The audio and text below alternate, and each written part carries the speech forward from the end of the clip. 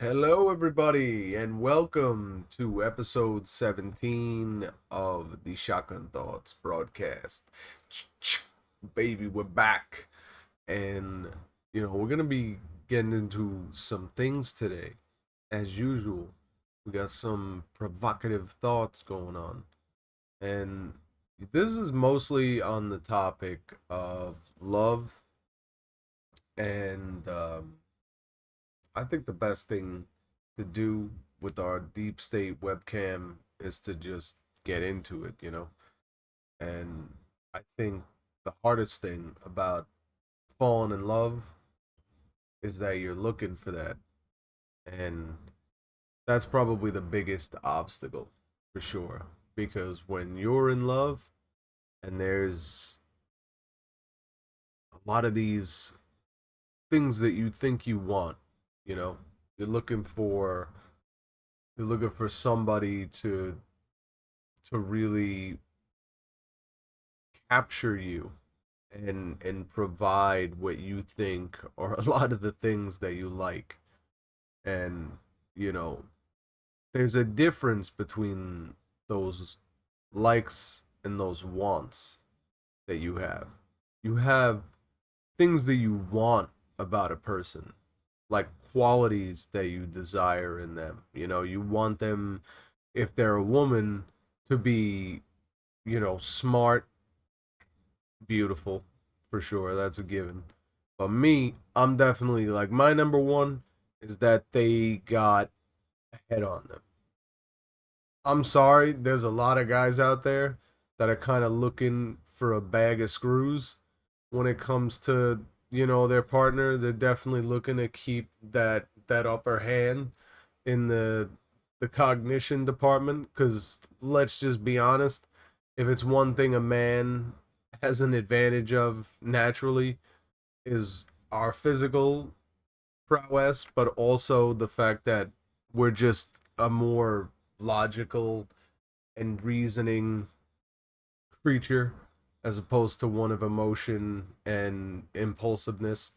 So, really, I should say not impulsiveness, but just kind of, artistic expression. It's more of observational. Like a lot of their characteristics that have been developed over the years through, evolution is just they're passive things. They're way more attentive. They know what to pay attention to, at least. They're more they're more attentive to those types of things. They see what we don't. And also, quite literally, they have, a better perception for colors, for things that we don't have. They have like more hormones going on in their brain than we do. So there's differences. You have to embrace that, obviously.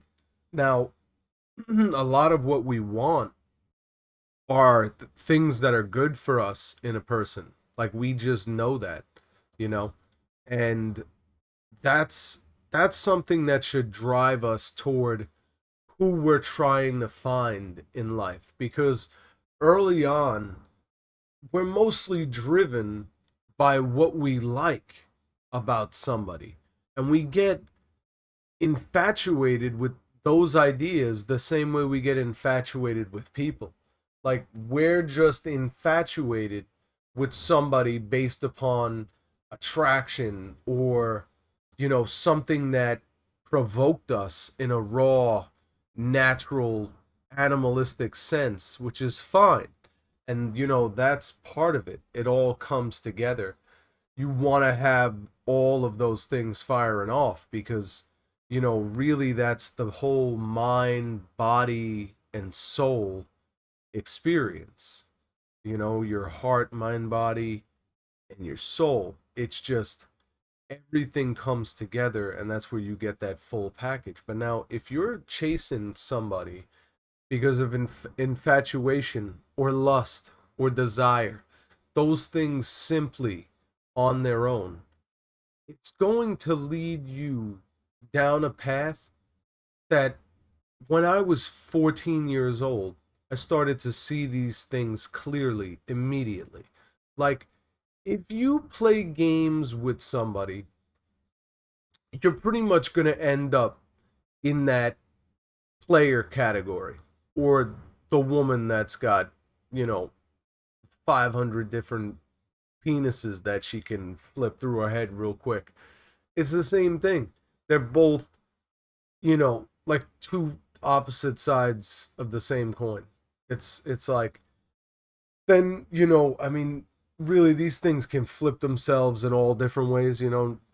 Things are weird like that. But let's just say, statistically, from what I've seen, that's one of the situations. Then, you just have people that are not right for each other. And they might stick it out forever, they might not, but they're just not right for each other. And then you've got the other 33% where it's just a surefire thing. And, on a level, a matching level, it's just 1 to 1. Now, whether things work out once again, yes, no, that's a different question. But these are all the extremes, in a sense, that regardless of how you want to think about what you're going to really get into with a relationship, you have to realize that there's compromise between like all three of those. You know, that's what we're starting to learn now as a society, is just like, everything in life is balanced. You cannot do anything in extremes. Like, you sure, again, you can go in an extreme, but it needs to be limited. There's a balance. You need to, if you're gonna do an extreme workout, an extreme challenge, it's like, maybe not every day, not every hour. You're gonna space those things apart. And the people who do are able to continue those things in perpetuity, as opposed to somebody who might be doing that all the time. And you're running your meter down a lot quicker. At least, that, anyway, we're kind of getting off topic. But you know when I was younger, you're just always trying to look for the things that you like, and you keep chasing that. And like, that's your first thing to indicate to you that you should make a move in some way, is something that you like. And it's very normal for that to happen. But what starts to happen is that, especially after dating, especially if you are somebody who's been on, social media as any way of getting in a relationship, or, these apps, Tinder, Plenty of Fish, Grinder, God forbid, some of the more sketchy ones. I don't know what's going on nowadays. God bless everybody involved with that process. I won't say it's fruitless, because really, you need to go in with the right mindset. I think if you're going to use those platforms, you have to realize that, like, anybody who's going to be using those platforms is immediately somebody who is desperate in some way. Like, they might not think that. And that's part of the problem, why those people are a little bit, I wouldn't say, like, there's nothing wrong with them. Everybody has their own problems and difficulties in life. It's just that mentally, like, mental fortitude and your own position as a person, you have to have like a certain level of self-respect to tell yourself, like, I'm not gonna go on this app, because that's just like selling yourself short. Like, you're already selling yourself short. You deserve that experience of meeting somebody, and like, have it be that natural, real thing. It's just a different beast. You might not end up working out, but it's just a different thing, because you don't have that that tilt. You're not already tilted. You're not going into it with this mindset of somebody who you've been talking to. And that's a whole different thing when you're talking to somebody on the phone, or, God forbid, if it's just texting. That is like a nightmare. is never really going to go anywhere too well, and if it ever does, you're really not going to know that person too as much as you should have before you got to live with them. And then that can be a whole different problem, because once you start living with somebody, that's a whole different can of worms that you're going to see a side of them that you've most likely never seen before. And you have to be ready for that. And hopefully you've got a good indication before that of what you're getting into, and that's why you decided to move in together or whatever it might be. Because things can get out of hand pretty quick if you're not catching these things. But so, biggest thing is to not lose faith in your objective, which is trying to find somebody for you. But also, just give up with that, because the more you try, the more difficult it is, just as a mental task. you know First of all, you're putting yourself up to something that has no clear, accomplishment. Like, you don't know if you're going to accomplish it to the degree that you're desiring. All these things that you feel, the spiritual fulfillment, the mental fulfillment, that they're, cognitively there with you, and their heart, how they feel about you, about the world, about nature, about whatever it might be. And then their whole physical sexual game, what's going on with that? That's a whole different thing. So you really got to get to know a person, and there is nothing wrong with being friends with people and being close. It's just that you need to respect the engagement, in that when you're a free agent, you're a free agent. You know what I mean? Like, you're not under contract. Especially with women, they can get super emotionally, like, into things right away, and it's understandable. They're a different beast. They're a different beast. We're the ones with all the brawn, but they're the ones that got it all going on up here right away. So it's like they're they're ahead of us in that sense emotionally. It's a different maturity.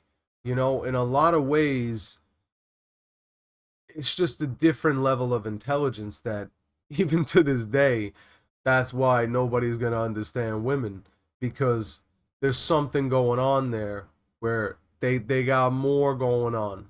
That is 100% certain, you know? And I'm happy to say that when you give into that, in the natural sense of just letting things go, letting things happen, you can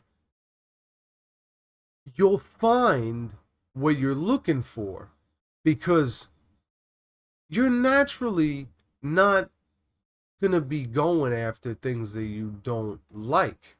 Now, your wants and your desires, your innate, you know, mm, calling, the things that are pulling you toward your fulfillment in life, let those things carry you, because your eyes only go so far. You really have to, like, bring that full package into it, where if you're yourself, the people who are not into you, they're gonna they're gonna go away. You're gonna find out real quickly that there's no point continuing, because it's not working out. It's just not working out.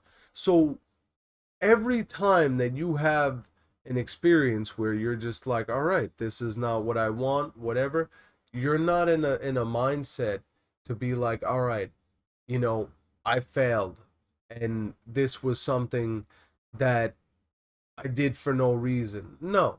You met somebody, you had an experience, you learned that maybe they're, people with very short temperaments and very short-term thinking in the sense of like, oh, you believe this, and then they don't want to talk to you or something like that.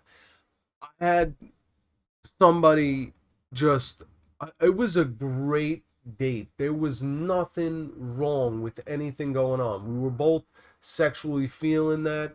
We were both into everything.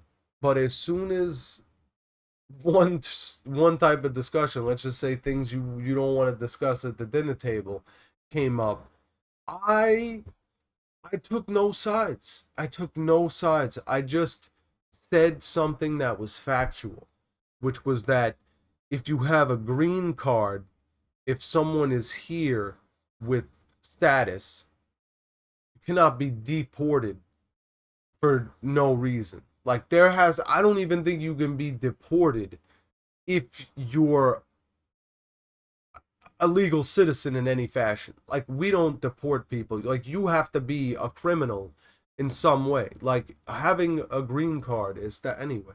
That's a whole different discussion. But yeah, things are superficial and you can get really distracted by that, like disoriented, even disappointed, depressed. It doesn't matter at the end of the day though, because what I realized was like if things hadn't been that clear at that time, maybe things keep going for a long time. I waste so much time with somebody that has that shallow of a tolerance for other people's thoughts, mindsets. I mean, I'm telling her information. This is just straight like objective information. So if you have that type of reaction to like information, and especially the fact that if she were to have read that information, I don't think she would have had that much of a bias toward it. So, you know, considering the fact that it was an interracial engagement, and then, all these other things that we put in our heads about stuff, we could have ended up, who knows, even if it wasn't something that worked out permanently, it could have been an interesting experience and more than just the good date that we had, other than her blowing up about the stupid shit that she was affronted by. Even though I bet by today's standards, I wonder what she thinks about that, because it must have not taken too long to realize that that wasn't a really obtainable, or what would you say, undefendable position by me. Like I was just presenting some pretty basic info. So don't let people like that disappoint you, because I ended up with the wife I have today, the woman I'm with today, and I could never have been more lucky in my life. And now I'm a believer that luck is nothing but opportunity meeting preparation. And I would say that that is a surefire thing, because it was just one of those days. And that's where the love of your life just could come from at any moment. Just going through your everyday and participating in the things that are happening around you. You know, there was blood. I'm in the New York City subway. I'm on, I think it was like the F train. I don't know, because we transferred trains. It was so there's blood on the seat, and my wife's about to sit on the chair. So I was like, wait, no, don't sit there. I put some I didn't know, I didn't have newspaper or anything like that. That's typically what you'd like. But I put something down. Anyway, but it was dried, but I just put something to cover it. So she ended up feeling comfortable enough to sit, and then we started talking. Now she was here visiting from the Dominican Republic, didn't speak any English for the most part. It was like very rudimentary, super, hard to get through. Like basically enough to survive in New York City. And we hit it off for the most part. In terms of a vibe and just giving it our all and being open and giving it a shot, we gave it a shot. And I mean, there wasn't too much to read into with what we were talking about for the most part. I mean, you know, she was coming from work, I was coming from work, and yeah, there was a likeness there, and we both persevered in the sense that we went on dates and kept in communication, and it's an amazing thing what those interactions in our everyday life can you know what happens when they come to fruition, when you actually let them bloom as opposed to just walking away from things. You know, I live in New York City for my whole life now, and there's been so many times that the difference between, I've been the passerby that you're just walking by somebody, whether it's a homeless guy, something crazy happening on the train, you know, guys doing flips or begging, yelling, like going in your face, asking for money. Like there's an amazing difference between stopping in New York City. Like if you stop and engage in some way with the city will reward you with an experience. That's for sure. You're gonna get that whether you're engaging with it or not, because you gotta engage with it. Period. In the macro sense, you're walking through this bitch, and this bitch is alive, you know. But you stop, and there are just those times where like it'll come to you, and you know, ride it out. In that sense, ride it out, be open to it, let these things in, don't have so much prejudice for everything, and not in a racial sense but like literal, like prejudging. People are even forgetting what that word means, is to like prejudge something. There is a natural prejudice that we should have. We have an inclination to be with our own people. You know, it's just like if you were in a situation where it's things that are similar or things that are dissimilar, you're pretty much going to pick the things that are similar almost all of the time in any situation where survival and comfortability, anything that would be opposed to aversion or some type of opposition, you know.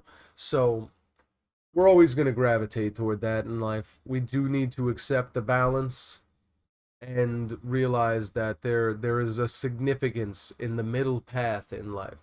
There is a huge cost to the extremes, and that's the blind ignorance and the, you know, the, forget about it, the fallacy of those types of thinking, the way of life it sprouts, anything like that. So you stay balanced on the middle path, and you know, I think it'll be a lot easier to at least be happier with yourself, even if you do not have somebody, because that is where I was before I met my wife. I was at a piece of like, forget this whole dating thing.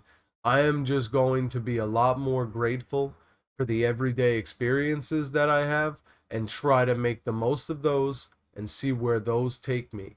Because a lot of the times, I mean, hey, there's the guys that want somebody that just a fine piece. Women want a fine piece. I get it. They want a big piece. Guys want a big booty, whatever it might be. So it's like, just, you know, realize what you're looking for. There's so many people that get into relationships that are just looking to fuck. Like, just bang. I don't get it. What are you getting in a relationship for? They want to like lock that down. They don't realize like, yo, that's my ego speaking. Like, that's my ego as a man, especially. Wow, do so many men just need to murder their ego, especially if you are looking to settle down, if you're looking for a serious relationship. The ego needs to die. You know, it pretty much does. Like, your ego is just like everything else. It's there to serve a purpose. And if you let it guide your entire life as a man, as me to another man, I hate to see that shit, because they give a bad rap to all of us. There's a lot of good guys out there. They just don't know how to act, and they're not going to stick out because they're not this egotistical, loud chest puffing guy, you know? But it's like, I wasn't that dude. You don't need to be that guy. There are the times where you need to be that guy. You should be that guy. But you also do need to realize, like, you are a human first. And especially when it comes to women, you really got to check some of the shit going on as a man, because women just, they can tolerate it on a, you know, on an existence level, but do they need to tolerate some of the shit that we put them through? I don't think so. So I really think as guys, we should we should respect our position in the correct way, and I think women will give that respect back in turn. And when we act up, our voices get loud, they'll understand in that sense. They might not in the moment. They're a woman, but they'll come around to it. They'll realize that this is the give and the take, that at least if we can control the monster inside of us for every time that it counts for our love who's in our life, then all the ones on the outside, that's what she'll think of. Anytime that you maybe step out of line, is that, all right, he did that, he's sorry about that, he is remorseful of the behavior that he had, and he wants to correct that. But, well, let's just say this: if you're working on your behavior, then a lot of the times you are able to be forgiven, because for a woman, that can very much be redirected in the sense that, all right, that aggression is good. They don't want somebody who's a pussy. They want somebody who can be aggressive. And that's why they tend to fall, or I don't know. Let's just say they tend to gravitate around these people, and let's just say never escape that gravity of these people, these men. So, and it happens with women. There's strong women too. I've been attracted to strong women my whole life. Not like literally, strong women, but a strong woman can really, as a man, it's something that, it's a challenge, and I think a lot of guys back down from that. you know it's something that I think makes us better, is accepting that challenge of, like, a woman that even physically could fuck us up, just because of that mental one to one, where you're like, literally, like, if I disrespect this chick, she's gonna punch me in the face, or like I can't toss her around. Just knowing that you, right off the bat, are constraining yourself and giving yourself a challenge of, like, you know going after something that seems inobtainable. Because at least for me, as a smaller guy, I mean, I'm not super short or anything like that, but I feel like it was always something out of reach for me, was what I considered like a full-bodied woman. It's just like, damn, that country girl just packing, like, taller than me, possibly, maybe not in my dreams, but in real life, just like, oh shit, and it's like, damn. But, that's the imposing feeling of that. That's not the truth. Because, you know, God bless my wife. She is an amazingly beautiful woman, and I love her for every inch of her. Every inch of those 6 and a quarter inch, something like that. She's got a lot of feet going on. But anyway, um, I'm just happy that I was willing to let go. And how many stories do you hear about people finding, like, something amazing, or just coming to a revelation, or whatever it might be, once you let go? Like, you're so focused on what you think you're looking for, that you don't even see what's out there, like, right in front of you. Like, you're looking for your thing, but, like, right in front of you sometimes is something so important that could be missing from your life. But don't let that go unobtained. Search, and stuff that you might even think is what you don't like, it could be exactly what you wanted you're this whole time. So stick with it.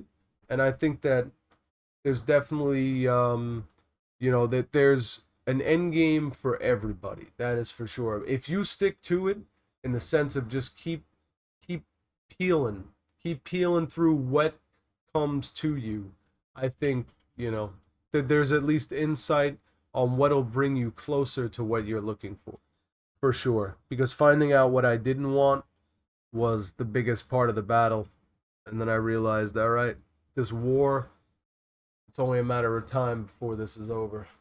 And that positivity paid off, luckily. So, my fellow Americans, my fellow worldly people, I hope you stick with it. And God bless everybody. I hope you guys stay tuned. I'll be with you as much as I can. It's just, real life. Real life consumes, baby. Um Trying to stay healthy mentally, physically, and I've been defeated lately, so I hope all of you guys take something from this and it'll help pick you up. Take care, everybody.